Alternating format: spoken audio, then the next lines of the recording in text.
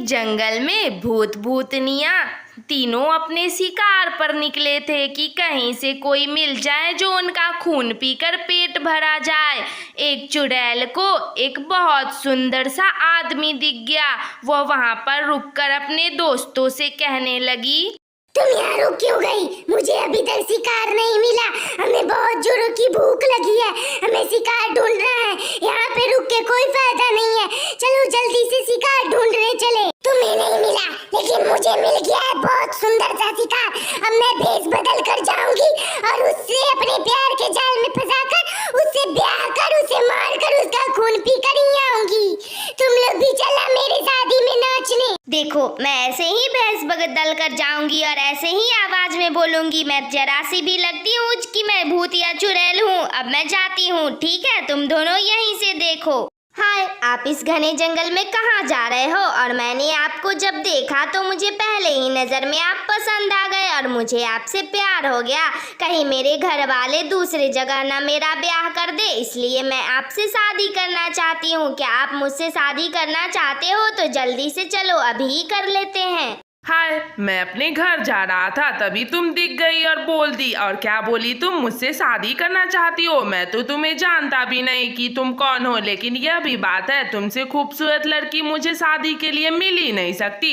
चलो अभी हम दोनों शादी कर लेते हैं। फिर क्या था, वो दोनों शादी कर लेते हैं। और हाँ, उस चुड़ैल के बाकी दो साथी भी भेष बदल कर आते हैं उस शादी में नाचने, क्योंकि उन सबको नाचना बहुत ही ज्यादा पसंद था। फिर सौरभ उस चुड़ैल यानी अपनी पत्नी को अपने घर पर लेकर आता है और उसे वहाँ के सारे सामान को दिखाता है। अब मेरा सारा काम पूरा हो गया। अब तुम्हारे मरने की बारी आ गई है। जल्दी से मरने के लिए तैयार हो जाओ, क्योंकि मैं तुम्हारी पत्नी नहीं, तुम्हारी काल हूँ। तुम्हें मारने आई हूँ। ऐसे क्या बोल रही हो? तुम कौन हो? मेरी पत्नी के शरीर में से हट जाओ, नहीं तो बहुत बुरा होगा तुम्हारे साथ। मेरी पत्नी बहुत ही मासूम है और आज ही हमारी शादी हुई है। ऐसा मत करो, जल्दी से इसके शरीर से निकल जाओ, नहीं तो मैं तांत्रिक बाबा को बुला लाऊंगा। मैं तुम्हारी पत्नी के शरीर में नहीं घुसी हूँ, मैं ही हूँ। देखो, ये है मेरी सच्चाई। मैं चुड़ैल, तुम्हारी मौत का कारण। तुम्हें मारने आई हूँ और तुम्हारे खून पीने आई हूँ, क्योंकि मुझे बहुत जोरों की भूख लगी है। इतना कहते ही वो चुड़ैल सौरभ पर अटैक कर देती है और उसे मार गिराती है। उसके खून पीकर उसके लाश को वहीं छोड़कर चली जाती है। कुछ दिन बीत जाते हैं। फिर से उन तीनों को भूख लगती है तो उसी जंगल के रास्ते से आ रहे होते हैं। तभी उन सबको एक और व्यक्ति दिखाई देता है। वो वहां रुककर उस व्यक्ति से को कहते हैं, ओहो, एक और व्यक्ति। वाओ, ऐ व्यक्ति, तू मुझसे अभी की अभी शादी कर, क्योंकि तू मुझे पहले ही नजर में पसंद आ गया और मैं तुझसे शादी करना चाहती हूँ। अगर तू मुझसे शादी नहीं करेगा तो मैं और मेरे सारे दोस्त मिलकर तुझे मार कर फेंक देंगे। नहीं तो जल्दी से चल और मुझसे शादी कर। भूत? अरे बाप रे बाप।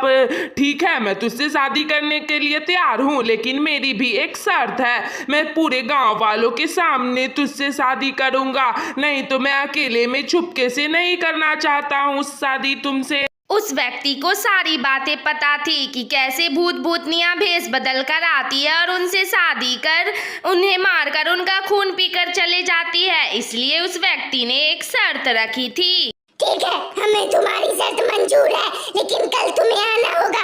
अगर तुम नहीं आए तो तुम्हारी मौत निश्चित है। तुम मंदिर पर हमसे मिलोगे, हम तीनों भी सीधा वहीं आएंगे।